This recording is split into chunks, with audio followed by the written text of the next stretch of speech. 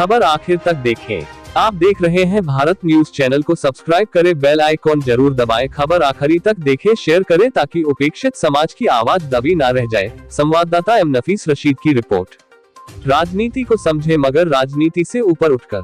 दिल्ली देश की राजधानी है लेकिन विश्व की सबसे प्रदूषित राजधानी है।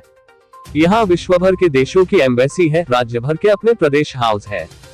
केंद्र सरकार का पूरा कुनबा यही रहता है तथा देश के सब प्रतिष्ठित, सम्मानित, वरिष्ठ, आदरणीय इत्यादि सब भी अधिकांशतः यही मिलते हैं। इससे अलग एक केंद्र अपूर्ण राज्य भी है जिसकी अपनी सरकार तथा अपना तामझाम भी है। विषय यह है कि दिल्ली में प्रदूषण हेतु कौन जिम्मेदार है। बिना राजनीतिक रूप दिए ईमानदारी से सोचकर बताइए। मेरी नजर में यकीनन दो बड़े कारण हैं, पराली और दिवाली। दिल्ली राज्य के अंतर्गत पराली नहीं जलाई जाती क्योंकि दिल्ली सरकार मुफ्त में अपने किसानों के खेतों में केमिकल का छिड़काव करती है। इससे पराली खाद में बदल जाती है, इसलिए पराली जलाने की जरूरत नहीं पड़ती। जाहिर सी बात है, हरियाणा, पंजाब, राजस्थान, उत्तर प्रदेश में जलने वाली पराली का धुआं ही दिल्ली पहुंचता है, जबकि दिल्ली के मुख्यमंत्री अरविंद केजरीवाल ने कुछ वर्ष पहले ही इन सभी राज्यों को आमंत्रित कर कहा था कि हमने पराली जलाने का जो सॉल्यूशन बनाया है वह बेहद सस्ता है, जिसे राज्य सरकार मुफ्त में कर सकती है और प्रत्येक राज्य को इसे अपनाना चाहिए। सभी राज्यों में अलग अलग पार्टियों की सरकारें हैं लेकिन किसी ने भी पहल नहीं की।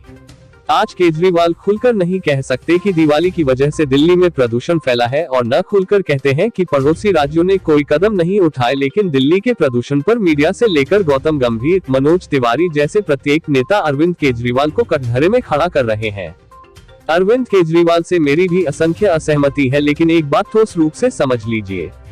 पर्यावरण प्रदूषण नियंत्रण हेतु जितने प्रयास अरविंद केजरीवाल ने कितने उतने केरल सरकार को छोड़कर अन्य किसी भी राज्य सरकार या केंद्र सरकार ने आज तक नहीं किए। और इवन फॉर्मूला अपनाया, पराली हेतु सोल्यूशन बनवाया, सफाई कर्मियों हेतु आधुनिक मशीनें पहली बार इन्होंने लाई। मानते हैं कि उनका प्रयास भी अपूर्ण है और समस्या भी बरकरार है, पर यह भी विचार करना होगा कि दिल्ली से अधिक प्रदूषण नोएडा में है, तो क्या योगी जी को गुनहगार ठहराई या फिर मूल समस्या पराली, दिवाली और उद्योगों की गंदगी से उत्पन्न समस्या पर कभी खुलकर विमर्श कर सकेंगे। ईद पर जानवर कटे तो उसका मल, मूत्र, गंद सब जमीन में गाड़ा जाए और दिवाली में केवल ग्रीन पटाखे फाड़े जाएं। पटाखे बनाने वाली फैक्ट्रियों को ही वर्ष भर पहले सूचित करना होगा कि इको फ्रेंडली पटाखे ही बनाए जाए। पराली मिटाने हेतु सॉल्यूशन ही इस्तेमाल किया जाए और यह हमारे त्योहार पर प्रहार, उनके त्योहार पर प्रसाद की भावना से बाहर निकलना होगा, वरना ऑक्सीजन के सिलेंडर बांधकर चलना होगा, जो कि दिल्ली में जरूरत शुरू हो गई है। जिन जिन कारणों से प्रदूषण या समस्या बढ़ रही सबका इंतजाम करना होगा।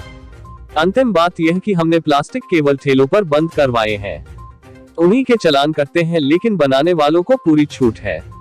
यह समाधान नहीं है और कोर्ट तथा सरकारों ने मिलकर समाधान निकाला कि 40 माइक्रोन से कम का प्लास्टिक चालू रहेगा, जबकि 50 माइक्रोन या उससे ऊपर बैन होगा।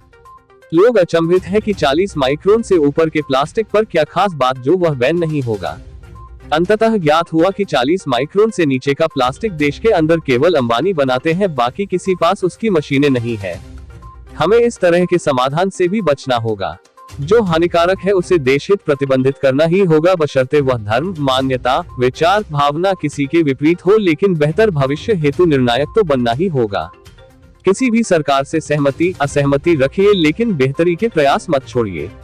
संवाददाता एम नफीस रशीद की रिपोर्ट शेयर करें।